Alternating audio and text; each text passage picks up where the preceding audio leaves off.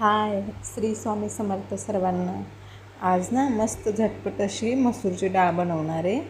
तर त्यासाठी मी इथं अगोदर 2-3 पळ्या तेल टाकले आणि तेलामध्ये मोहरी टाकायची. थोडीशी मोहरी तडतडली की एक मीडियम साईजचा मी कांदा टाकला आहे कट करून, एक छोटा मीडियम साईजचा.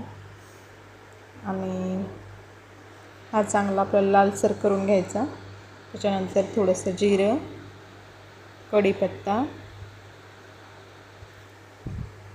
आणि अर्धा टोमॅटो, अर्धा कट केलेला टोमॅटो,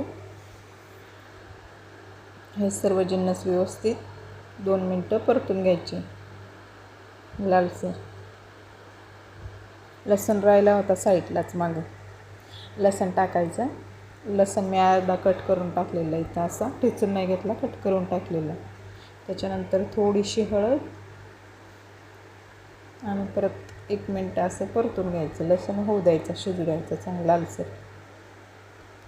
आणि त्याच्यानंतर इथं मी बेसिक्स घरातलेच मसाले टाकले सॉरी म्हातारे म्हटलं लागले मी, मसाले टाकले. तर इथं मी लाल तिखट आणि किचन किंग मसाला जरासा आणि आपलं डाळ तडकाचा मसाला वापरला आहे, तो टाकायचा. आणि परत थोडंसं परतून घ्यायचं. आणि इथं मसूर डाळ मी स्वच्छ धुवून ती टाकली.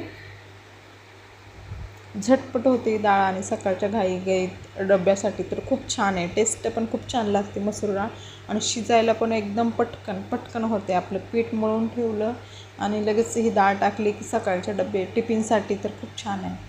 1-2 उकळी येऊ द्यायची, थोडीशी कोथिंबीर, चवीनुसार मीठ, 1-2 उकळी येऊ द्यायची. नंतर स्लो गॅसवर होऊ द्यायचं. एकच नंबर लागते, खूप छान लागते मसूर डाळ, मला तर आवडते.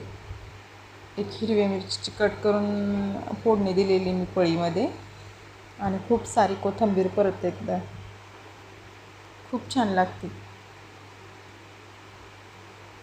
हे बघा तयार आहे आपली झटपट अशी मसूर डाळ. तुम्ही नक्की ट्राय करून बघा, खूप छान लागते.